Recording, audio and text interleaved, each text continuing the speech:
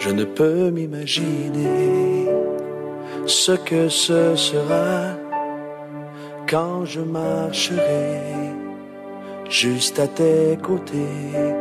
Je ne peux m'imaginer ce que mes yeux verront lorsque ton visage sera devant moi.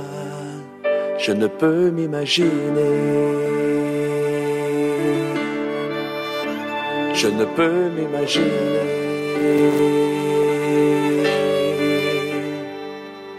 Entouré par ta grandeur.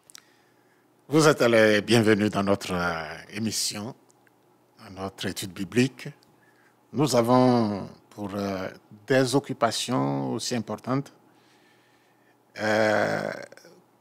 arrêté il y a quelques semaines, mais nous reprenons maintenant. Et nous croyons que nous finirons cette série concernant l'Église, son unité et la raison de la création de l'humanité. Nous sommes l'Église des Assemblées de Dieu de Pentecôte, ministère Restauration. Notre président a pour notre pasteur Humberto Chimich Vieira. Nous sommes situés à l'avenue Farraposo numéro 312 dans la ville de Porto Alegre au Brésil. Et nous nous occupons, nous représentons le département qui s'occupe des étrangers dans l'Église, qui émet en français, en espagnol et en anglais, sachant que la langue de base du pays est le portugais. Encore une fois, vous êtes les bienvenus. Nous allons remettre ces moments au Seigneur et commencer avec notre cours d'aujourd'hui, notre leçon d'aujourd'hui. Seigneur notre Père, nous te donnons toute la gloire et te bénissons pour ce que tu es pour nous, ce que tu as fait dans nos vies et ce que tu fais, continue de faire. Seigneur, ta grâce est la seule chose pour laquelle nous, hommes, nous ne sommes pas détruits, parce que tu nous aimes. Et Seigneur, tu as implanté l'Église sur la terre pour que les hommes puissent, au travers d'elle, venir à toi, se réconcilier avec toi. Une réconciliation que toi-même tu as totalement pourvue, Seigneur. Et nous voulons te donner toute l'adoration, toute la louange, Seigneur. Bénis ces instants et bénis cette leçon. Et que ta volonté, Père, s'accomplisse. Ce que tu veux atteindre par ce cours, Père, fais-le, sois libre de le faire. Nous te donnons toute la gloire au nom de Jésus. Amen. Voilà, donc notre leçon est intitulée « L'unité de l'esprit ». L'unité de l'esprit, c'est la leçon numéro 9. Et le verset de base est tiré de Éphésiens 4, le verset 4. Il y a un seul corps et un seul esprit, comme aussi vous avez été appelés à une seule espérance par votre vocation. Donc, en introduction, nous pouvons dire ceci. Nous avons vu que le fondement numéro 1 de l'unité de l'Église est l'unité de l'esprit. L'Église, comme nous l'avons déjà dit dans certains cours passés, est une entité spirituelle. Et son unité ne dépend pas des hommes. Son unité vient de Dieu. Du fait que c'est Dieu le Saint-Esprit envoyé sur la terre sur la demande de Jésus, après qu'il ait donné le sacrifice, qu'il ait fait la médiation parfaite entre Dieu et les hommes. Et il est parti, son rôle dans la Trinité sur terre était terminée. Et il disait aux disciples qu'il allait envoyer le Saint-Esprit, qui est le chef de l'Église actuellement, qui est le Paraclet, un autre Jésus, un autre membre de la Trinité divine, qui est venu.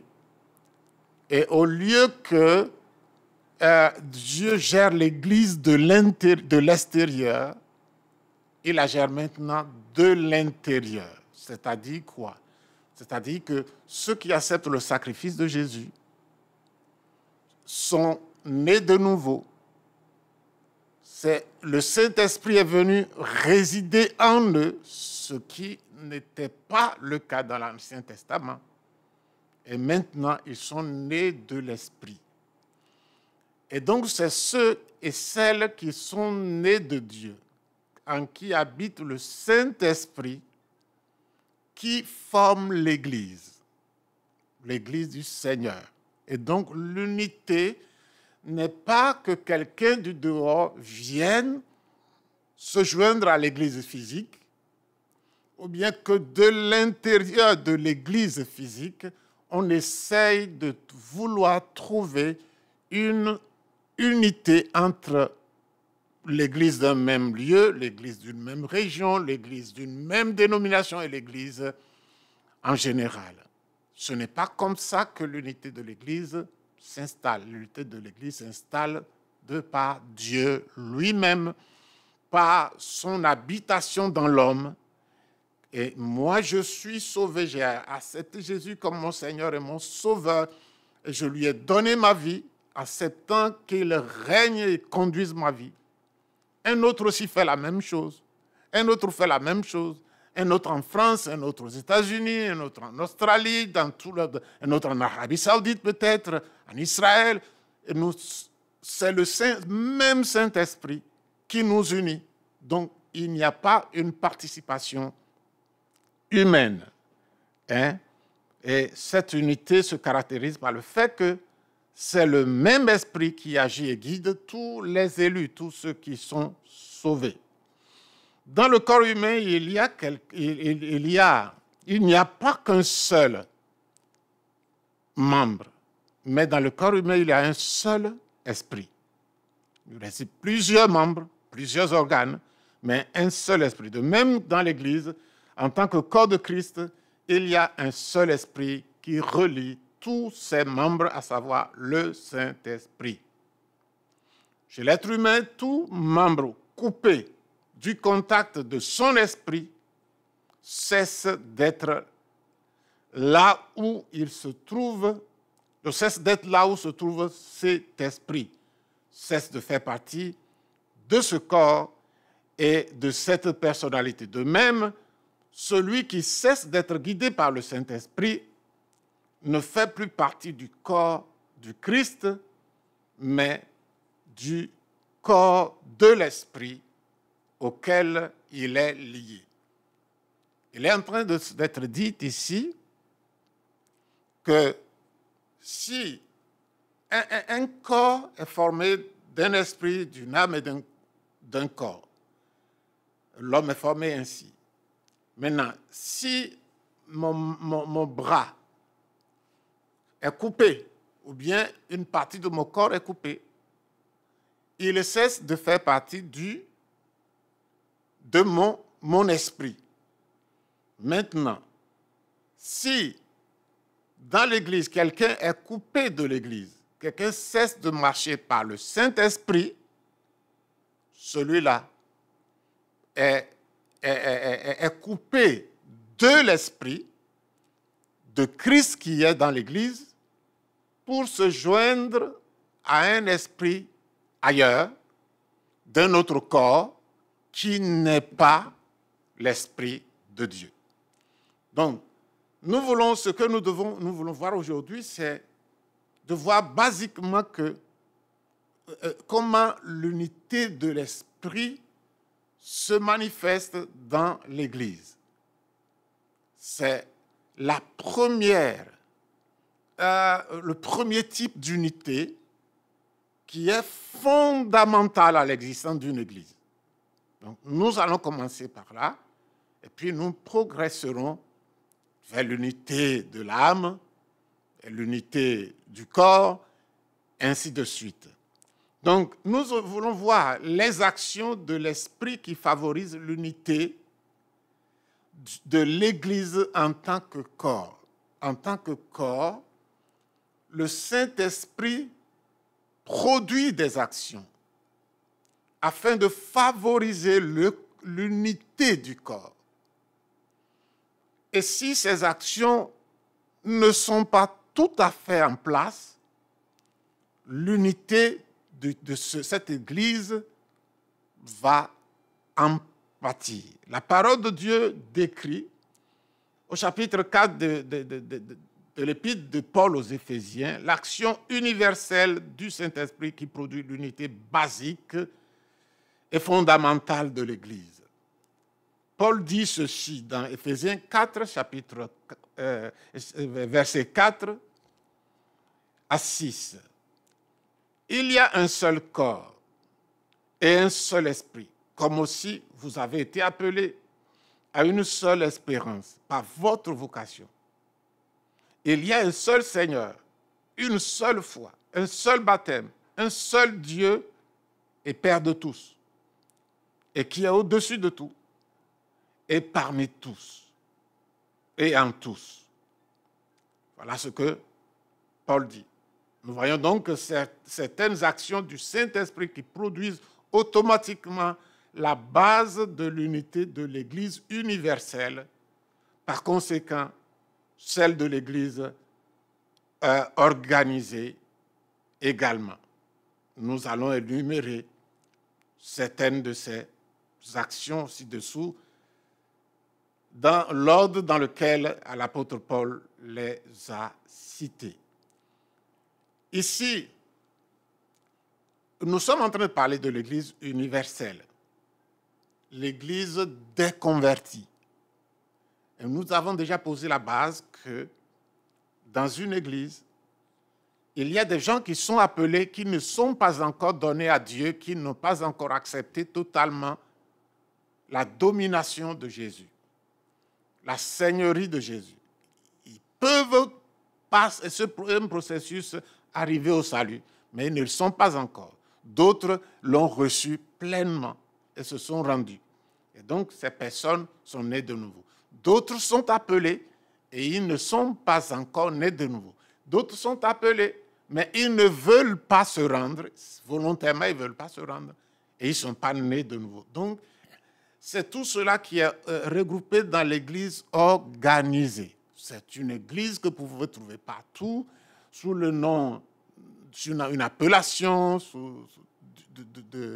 une appellation locale, une appellation dénominationnelle, mais c'est organisé. Cette Église a un règlement intérieur, est acceptée par le gouvernement, est gérée selon certains principes écrits. C'est ce que nous appelons l'Église organisée. Donc, il est bon que l'Église organisée soit, tous les membres soient nés de nouveau, mais ce n'est toujours pas le cas. Ce n'est pas toujours le cas. Il peut arriver que ce soit le cas, mais pas toujours le cas. Cette condition n'est pas exigée pour être appelée Église organisée. Donc, Paul présente ici les actions du Saint-Esprit qui favorisent l'unité dans l'Église en tant que corps, un corps organisé. Premièrement, il parle d'une seule espérance de vocation. Il parle que l'Église doit confesser un seul Seigneur, doit professer une seule foi, doit avoir accès à un seul baptême et être sous la domination du seul Dieu et Père de tous, qui est au-dessus de tout, qui agit à travers tous et en tous. Donc, voilà que ces 5 facteurs, ces 5 actions que Paul dit, énumère comme action du Saint-Esprit dans l'Église pour favoriser, pour conduire l'Église à une véritable unité et qui soit une unité agréable à Dieu, dans laquelle Dieu trouverait sa place au milieu de cette Église. Donc, nous allons voir ces éléments un par un. Nous avons cité en tête de liste une seule espérance de la vocation. Le point fondamental de l'expérience chrétienne, hein, c'est ce que l'espérance veut dire. Et nous allons tout à l'heure comprendre. Le mot vocation est ici traduit du mot klésis. Mot klésis qui, comme nous l'avons déjà vu, signifie appel. Klésis, c'est appel. Kaleo, c'est appeler. Donc, par conséquent, bien que la traduction de vocation ne soit pas fausse, pour faciliter une meilleure compréhension par rapport au contexte biblique, nous pouvons utiliser l'expression « une seule espérance de votre appel ». Nous allons parler de la vocation comme étant une seule espérance de notre ou de votre appel. Quelle serait cette action de l'Esprit signalant une seule espérance aux appelés?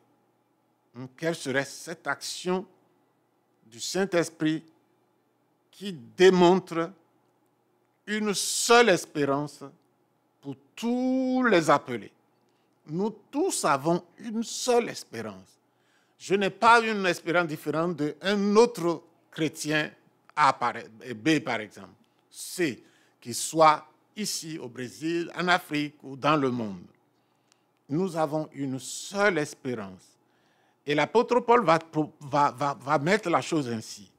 Quand il parle aux Romains, dans son chapitre 8, le verset 18 à 25, « J'estime que les souffrances du temps présent ne sauraient être comparées à la gloire à venir qui sera révélée pour nous.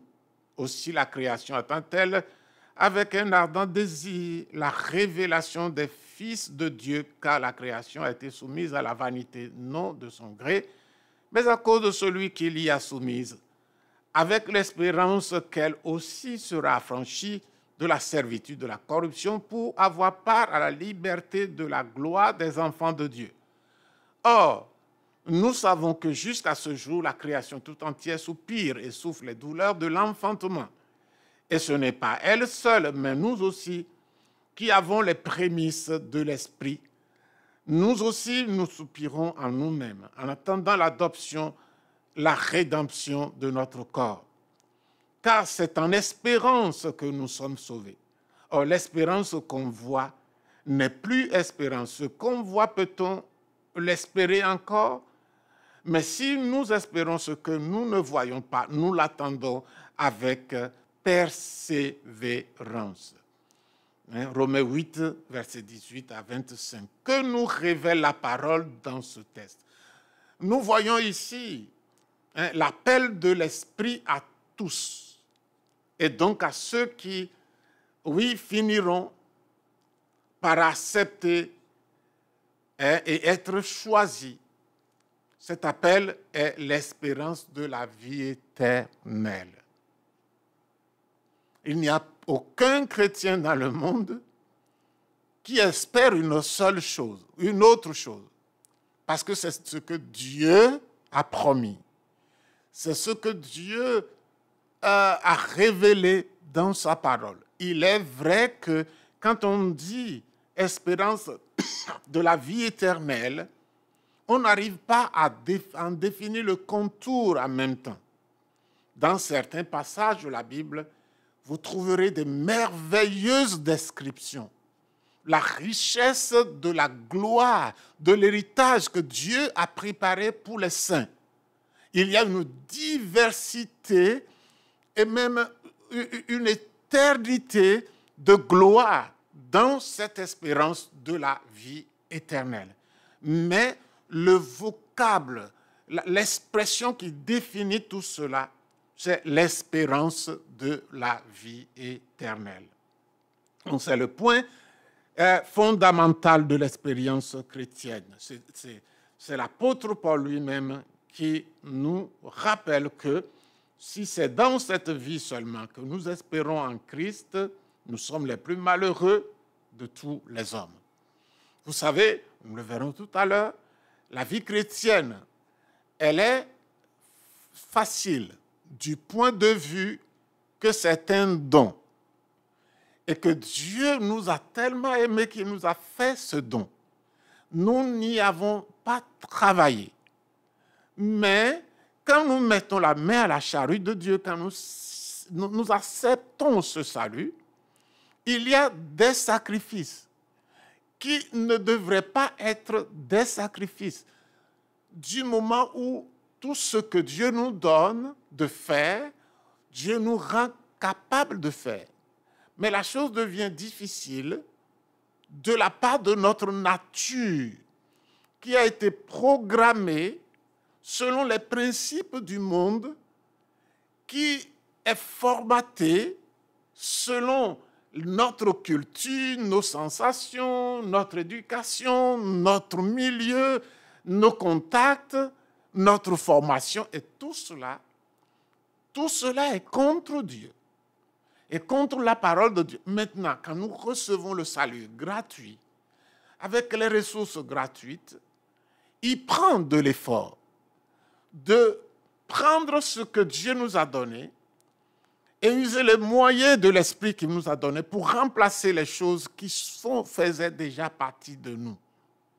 Et petit à petit, Dieu révèle son état, sa sainteté, sa personnalité en nous, et l'ayant semé déjà dans notre esprit.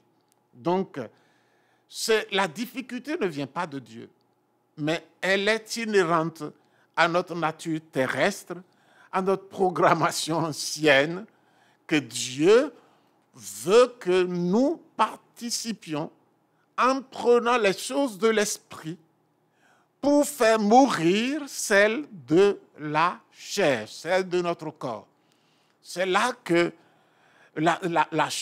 l'apprentissage, la transformation à laquelle Dieu nous demande de participer devient difficile vu du côté de notre participation. Sinon, Dieu ne nous donne pas quelque chose d'autre difficile à faire. Donc, c'est cette espérance de la vie éternelle qui est la seule espérance. Elle est glorieuse, elle est bénie, elle est magnifique. Dieu y a mis tellement d'éléments divins que cela est glorieux. Je ne veux pas dévancer les explications qui doivent venir. Donc, en deuxième partie, une seule espérance.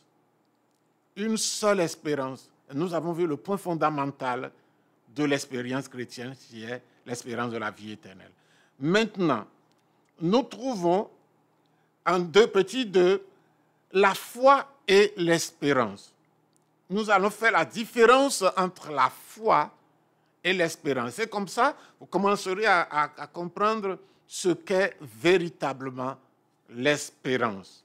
Et en même temps aussi la foi. La foi nous amène à obtenir des résultats. La foi nous amène seulement à obtenir des résultats, à obtenir des choses que Dieu a promises par sa parole et à en jouir, à voir que Dieu est vivant et que sa parole, elle est vivante. Que Dieu accomplit toujours ce qu'il dit. C'est la foi qui est utilisée.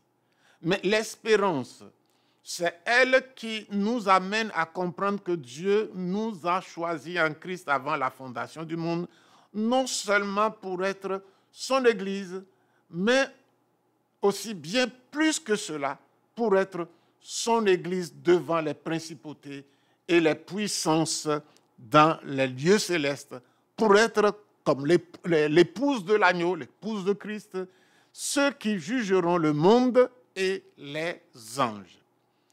Dieu a fait tout un programme qu'il a caché dans l'espérance. Mais c'est la foi qui nous conduit à cette espérance. C'est la foi qui nous conduit à cette espérance, qui nous permet de savoir qu'il y a une espérance. Donc, voilà, nous avons commencé à voir la différence entre les deux. Donc, notre espérance nous fait croire, utilise la foi et nous fait croire que l'Église est l'Église de Jésus, le corps de Christ sur la terre, mais pas seulement ça. Mais Dieu, il y a des myriades d'anges qui ont désobéi à Dieu, qui se sont révoltés contre Dieu, contre le règne éternel, contre la volonté de Dieu. Et ces anges ont été précipités, jetés loin. Et Dieu prépare, pas que l'Église soit seulement sa représentation sur la terre, mais aussi devant ses principautés, devant ces êtres célestes qui étaient créés sans aucun défaut. Dieu lève un peuple qui lui est tellement soumis par Jésus, qui l'obéit. Ce peuple obéit à la place de ce que les anges devraient faire. Ils n'ont pas fait, ils n'ont pas voulu accepter la seigneurie de Christ. L'Église formée des hommes faillibles, des hommes faibles, des hommes sans statut est parvenue. Ces hommes sont parvenus par l'aide du Saint-Esprit à obéir, à obtenir la grâce de Dieu et à rester fidèles, à accepter le projet de Dieu, ce que ces principautés de domination n'avaient pas accepté. Et l'Église va les juger. C'est pourquoi il est écrit « Ne savez-vous pas que nous jugerons les anges ?» Donc, l'Église est quelque chose de très précieux devant Dieu. Nous le représentons. Nous sommes l'épouse de l'agneau, de son fils Jésus, mais nous sommes aussi le témoignage de la volonté ou de l'éternelle volonté de Dieu qui doit être faite. Dans l'univers, il apparaîtra que c'est Dieu, la volonté de Dieu seul qui subsistera à un moment. Mais l'Église formée d'hommes et de femmes faillibles se soumet maintenant. Donc, c'est la différence entre la foi et l'espérance. Cette différence se trouve dans la finalité. Et pourquoi l'espérance est-elle nécessaire? Pourquoi l'espérance est-elle nécessaire? Si nous avons seulement la foi, nous ne comprendrons pas la défaite des chrétiens, cette défaite entre guillemets, des chrétiens fidèles lorsqu'ils sont réduits au silence, tués, emprisonnés par les autorités de ce monde. Voyez, l'Église a tellement souffert. Les vrais chrétiens ont été jetés au lion, ont été faits chasser de leur demeure. Ils étaient errants dans les montagnes, sans rien. Sans rien. Et aujourd'hui, appartenir à Jésus est quelque chose de ridicule devant le monde. Et on traite l'Église au temps des empereurs de Rome. On incendie toute la Rome et on fait porter le chapeau. Le roi, l'empereur fait incendier la ville et fait porter le chapeau aux chrétiens. Les chrétiens ont vraiment souffert. Ceux qui sont des vrais, d'autres ont été tués par l'épée, sciés par la scie, d'autres ont été jetés au lion, mis en prison. Mais ils sont tenus. D'autres ont été persécutés, torturés de sorte à ce qu'ils renoncent à leur maître, à Jésus. Mais ils n'ont pas renoncé. Qu'est-ce qu'ils cherchent? Ils cherchent quelque chose de meilleur. Et c'est cette chose qui s'appelle l'espérance. L'Église a une espérance. Si un chrétien va à l'Église et que c'est seulement pour être guéri de ses maux de tête, être guéri de son cancer, si c'est seulement à trouver la possibilité d'être secouru dans nos besoins financiers, matériels, si c'est seulement cette vision que le chrétien a, il est misérable. Parce qu'il y a déjà des gens dans le monde qui pourvoient à ces besoins-là. Ils n'ont pas besoin de Dieu pour ça. Bien que ceux qui se sont donnés à Jésus s'attachent à Dieu. Pour cela aussi, leur plus grand intérêt, leur plus grande vision, c'est l'espérance de la gloire qui leur sera révélée. Les martyrs ont accepté d'être martyrs à cause de ce qu'ils ont une espérance. Et cette espérance, elle est la même. Même pour moi, même pour vous, même pour ceux qui sont en Haïti, même pour ceux qui sont aux États-Unis, même pour tout le monde entier, ceux qui ont mis leur foi et leur espérance en Christ Jésus. Le monde que nous voyons va passer, mais seuls ceux qui, en plus de la foi d'accepter Jésus comme Seigneur, ont accepté l'espérance, la seule espérance qu'il nous propose. Alléluia, cette espérance, elle ne trompe pas. Alors, la conséquence du manque d'espérance, je viens de le dire, l'espérance ne trompe pas. C'est que si c'est seulement pour les choses terrestres que nous suivons Jésus, nous sommes misérables vraiment. Vraiment misérables. Vous voyez, les chrétiens qui quittent la foi, c'est quoi leur problème en particulier? Leur problème, c'est qu'ils n'ont pas compris l'espérance. Ils ont entendu parler, ils ont peut-être étudié l'espérance, mais ils n'ont pas compris ce que c'est.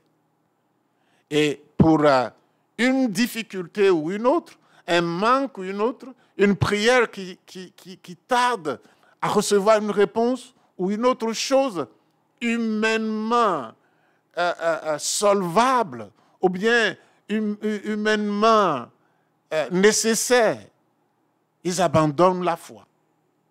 C'est qu'ils n'ont pas l'idée juste de l'espérance. Donc, c'est comme ça. Si nous n'avons pas d'idée juste sur l'espérance que Dieu propose, l'espérance liée à notre vocation, nous serons confus. Soyons-en certains. Nous serons confus. Un évangile prêché uniquement avec la foi en la puissance de Dieu, mais sans accent sur l'éternité, comme le véritable évangile sera davantage un message de vœux pieux qu'un puissant message du salut. Il y a des gens qui sont venus guéris par le Seigneur, ils sont retournés dans le monde. Pourquoi? Parce qu'ils n'ont pas compris qu'il y a, en plus de cette guérison, en plus de ce que la foi peut nous amener immédiatement, maintenant, ou du moins sur la terre, qu'il y a au-delà de cette foi, il y a une espérance. Et cette espérance est la même. L'action de la foi et de l'espérance. La foi est orientée uniquement vers l'obtention des choses de cette vie et produira probablement beaucoup d'appelés. Et c'est ce que ça montre. Les églises sont remplies, mais seul Dieu sait combien, sur 1000, sur 10 000, combien sont véritablement installés et dans la foi et dans l'espérance. Et qui sont prêts que même si, ici sur la terre, ils n'ont pas de voiture, ils n'ont pas de maison, mais qu'ils ont juste ce qui doit être nécessaire. Comme l'apôtre Paul dit à Timothée, si nous avons la nourriture et le vêtement, ça suffira.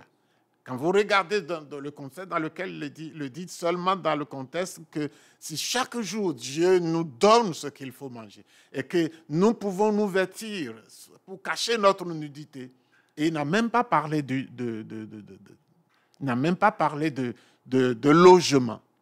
Parce que le logement, Dieu avait déjà parlé de ça en disant à Pierre, si quelqu'un, à cause de moi, quitte sa famille, quitte sa femme, ses enfants, il aura, dans ce siècle-ci, il aura des familles, il y aura des pères au centuple, des pères, des mères, des frères, et tous les besoins qu'il aura. Dieu a promis. Dieu a promis. Donc, Paul dit, si nous avons la nourriture, vêtements, ça suffira. En réalité, ça suffira.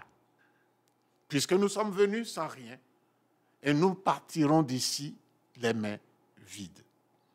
Donc, l'action de la foi et de l'espérance. La foi est dirigée vers ce que nous pouvons obtenir maintenant, et l'espérance est dirigée vers ce que nous pouvons obtenir. Dieu promet plus tard qu'il y ait la bénédiction éternelle, les richesses éternelles, un héritage éternel avec Dieu. Cette espérance qui nous fait, c'est cette espérance qui nous fait endurer les tribulations.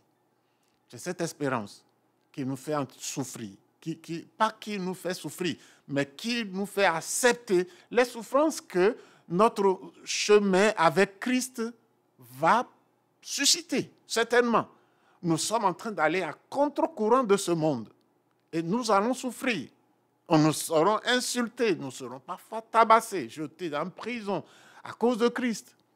Nous serons, pour des entrepreneurs, il y a des marchés qu'on vous refusera. Parce que vous allez leur dire que nous ne donnons pas des pots de vin. Nous vivons dans la vérité. Et vous allez perdre plein de choses. C'est à cause de Christ. Parce que ce monde n'a pas égard à ces choses. Alors, nous allons souffrir. Donc, si nous n'avons pas d'espérance devant cette souffrance, personne ne tiendra. Personne ne tiendra. L'action de la foi nous fait voir les résultats. Cependant, l'espérance nous fait voir que nous avons à espérer ce que nous ne pouvons pas voir maintenant ou que nous ne pouvons pas réaliser nous-mêmes. C'est ce que l'apôtre Paul dit, que c'est en espérance que nous sommes sauvés. Alors, par conséquent, c'est l'action du Saint-Esprit qui amène les élus partout dans le monde à avoir cette même compréhension du rôle éternel de l'Église et que la raison pour laquelle l'Église existe n'est pas ce monde ni les choses de ce monde. Bien au contraire, ce monde n'existe que pour que l'Église se forme.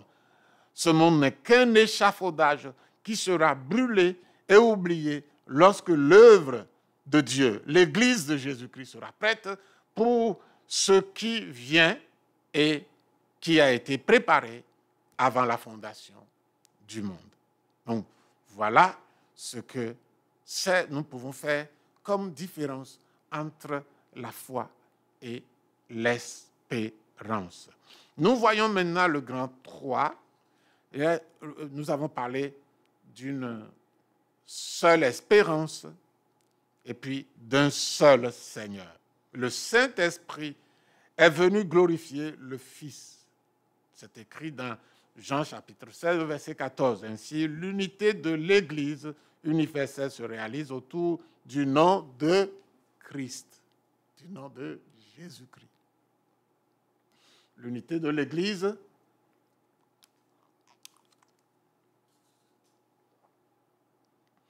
se réalise autour du nom du Seigneur Jésus-Christ. C'est lui, c'est-à-dire, c'est en lui, c'est en Christ que nous avons été appelés. Dieu nous a appelés en lui. Pourquoi? Parce que c'est lui qui est l'amour de Dieu. C'est lui qui a accompli la justice de Dieu en notre place. Et donc, nous n'avons pas de justice.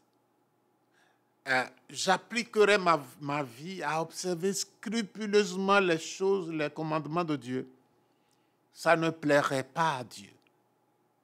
La Bible dit que la justice de l'homme est comme un vêtement souillé devant Dieu. Un vêtement souillé.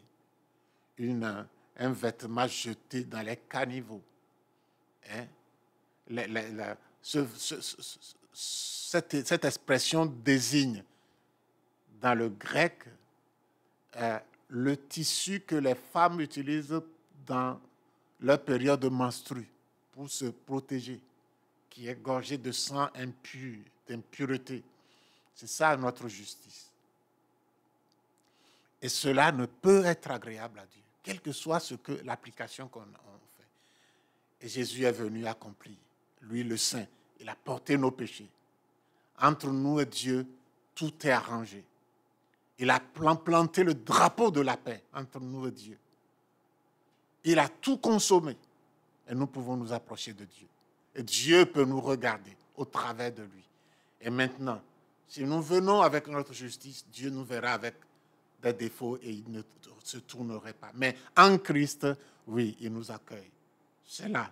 Et l'Église tourne autour de l'unité de l'Esprit. Fait donc que toute chose dans l'Église gravite autour d'un seul Seigneur, notre cher bien-aimé Seigneur Jésus-Christ. C'est de lui. C'est de lui, par lui et pour lui que sont toutes choses. À lui la gloire dans tous les siècles. Amen. Comme Paul écrit dans Romains 11, 36. Il y a aussi une seule foi. Une seule foi. La seule foi, c'est que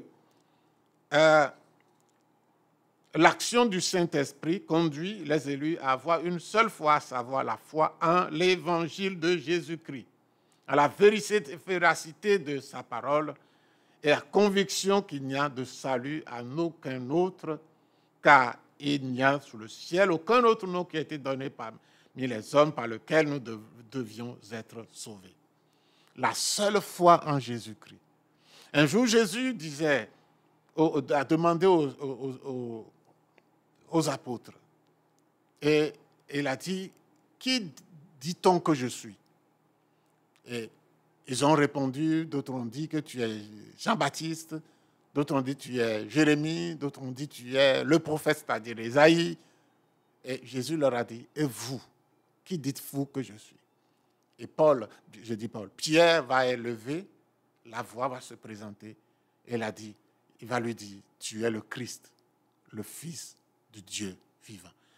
Et Jésus va répondre et il va lui dire, Matthieu chapitre 16, versets 16 et 17. Il va dire à Pierre que tu es Pierre, tu es seulement une petite pierre. Mais ce que tu viens de dire, c'est le roc. C'est sur ce roc que je bâtirai mon Église. C'est la déclaration de foi centrale qui fait l'Église. Une seule foi, Christ, le Fils de Dieu, Christ, le Messie, Christ, Jésus, le Christ, Fils de Dieu, venu sur la terre, qui s'est fait homme et qui a vécu comme un homme sans péché et s'est donné pour nos péchés et ressuscité des morts et maintenant assis à la droite de Dieu. C'est ce Christ qui est la foi centrale, la pierre angulaire de foi dans l'Église. Donc l'action du Saint-Esprit, en déclarant cela, cela conduit l'homme au salut. Et il va dire, cette foi en l'Évangile doit conduire l'être humain à une décision, à savoir de se faire baptiser. La deuxième chose, après avoir cru Christ, le Fils de Dieu, la deuxième chose, c'est d'obéir et de se faire baptiser. Puis il leur dit, allez par tout le monde, prêcher la bonne nouvelle à toute la création. Celui qui croira et qui sera baptisé sera sauvé, mais celui qui ne croira pas sera condamné. Cela nous amène au quatrième facteur de l'unité de l'Esprit dans l'Église, le baptême. Le baptême, Jésus a clairement donné des instructions sur le baptême. Il a donné clairement des instructions. Il dit, que la personne doit croire et doit se faire baptiser. Et le baptême veut dire que nous acceptons, nous déclarons publiquement ce que nous avons cru personnellement.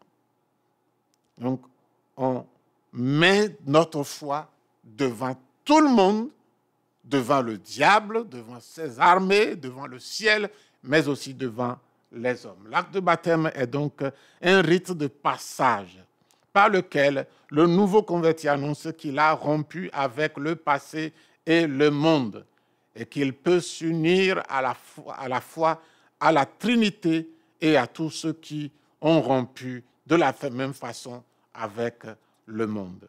Premièrement, le mot baptême signifie à l'origine baptizo en grec, qui signifie immersion. On doit immerger. Ce n'est pas quelques gouttes, mais c'est l'immersion totale dans de l'eau, que ce soit de l'eau d'un fleuve, de l'eau d'une mer, de l'eau d'un tank, de l'eau d'une piscine. Ce qui est exigé, c'est que tout l'être soit immergé. Et cela veut dire que nous sommes immergés dans la mort, c'est l'enterrement dans le Christ. Nous sommes enterrés dans le Christ et nous sommes plongés, immergés en lui et nous sommes devenus une même plante avec lui. Nous sommes morts avec lui, nous sommes ressuscités avec lui, nous sommes assis dans les lieux célestes avec lui. La Bible nous certifie ces messages. Il faut que celui qui baptise soit lui-même déjà né de nouveau. C'est-à-dire, il a reçu Jésus comme son Seigneur et son Sauveur. Il marche dans la fidélité avec Dieu et il a conduit quelqu'un au salut et il sait que cette personne a reçu Jésus comme son Seigneur et son Sauveur. Il peut le baptiser. Donc, le ministre du baptême doit être déjà membre du corps de Christ. Ce baptême se réalise au nom de l'unité éternelle de la Trinité. C'est au nom de la Trinité. Au nom de la Trinité. Jésus a dit, baptisez-les au nom du Père, du Fils et du Saint-Esprit. Il y a une polémique sur laquelle je n'ai pas le temps de m'étendre. Cette polémique vise à dire qu'il faut baptiser quelqu'un au nom de Jésus seul. Les anciens documents de l'Église primitive ne disent pas ça. Quand vous rencontrez dans le livre des Actes des Apôtres, ils ont été baptisés au nom de Jésus. Il n'a jamais été dit baptisé au nom de Jésus seul. Au nom de Jésus veut différencier le baptême du né de nouveau, de celui qui répond à l'appel de Jésus, des autres baptêmes. Et le Nouveau Testament, dans le livre des Actes des Apôtres, a parlé, même dans les évangiles, Jean baptisait. Et le baptême de Jean s'est limité dans le temps, jusqu'à ce que Jésus paraisse. Préparer les cœurs, c'est le message qu'il a reçu, la fonction qu'il a reçue. Et Jésus est venu. Et maintenant, quand on dit baptême au nom de Jésus, ça veut dire que ce n'est pas le baptême de Jean, ce qui est les Éphésiens, je crois dans Actes chapitre 19, les Éphésiens qui se sont fait baptiser par le baptême de Jean, et eux-mêmes ils ont dit que nous avons été baptisés seulement par le baptême de Jean. Ils n'ont pas reçu le Saint-Esprit et ils l'ont reconnu. Et ils ont eu besoin d'être baptisés par Paul au nom du baptême de Jésus. Ce n'est pas un baptême spécialement conçu. Non, c'est un baptême qui obéit aux instructions que Jésus a données dans Matthieu 28, 19. il a dit, baptisez-les au nom du Père, du Fils et du Saint-Esprit. Maintenant, ce baptême, ce n'est pas comme ça que Jean baptisait. Donc, pour différencier les deux, on disait baptême de Jean et baptême de Jésus. Donc, j'espère que vous avez bien compris. Maintenant, un seul Dieu est Père. Un seul Dieu est Père. Dieu étant le Père de tous, celui qui a généré l'unité de l'Église, il est le Père de tous. Et donc, le Père de Jésus, le Père de nous, les chrétiens. Et maintenant, ce message s'adresse aux chrétiens pour dire, où Jean disait, quiconque aime celui qui a engendré Jésus, aime aussi celui qui est né de Jésus. Trouvez 1 Jean 5, verset 1, la deuxième partie. Si nous aimons Dieu comme Père, nous aimerons notre frère aussi, parce que notre frère est son fils, notre sœur est sa fille. Et donc, l'amour, c'est ainsi que l'amour prend ses racines solidement dans l'Église. Un type d'amour qui n'est pas seulement exprimé par la bouche, mais en action, qui est véritable, qui est profonde. C'est l'œuvre du Saint-Esprit qui, par excellence, produit l'unité de l'Esprit. Les autres actions du Saint-Esprit décrites par Paul comme facteurs d'unité de l'Esprit sont préparatoires ou complémentaires à l'œuvre extraordinaire appelée par le Christ de la nouvelle naissance. C'est à partir de la nouvelle naissance que Dieu sera en chacun et agira à travers tous ceux à qui il a été donné de pouvoir être appelés enfants de Dieu. Donc, voilà ce que nous pouvons dire aujourd'hui sur un seul esprit. Quand on dit Dieu, un seul esprit, unit l'Église. Voilà, il est parlé. Oui, je ferai rapidement le récapitulatif. Il est parlé des actions du Saint-Esprit qui favorisent l'unité dans l'Église. Nous avons parlé aussi d'une seule espérance, de la vocation. Nous avons parlé également d'un seul Seigneur, d'une seule foi, d'un seul baptême et d'un seul Dieu qui est Père de tous.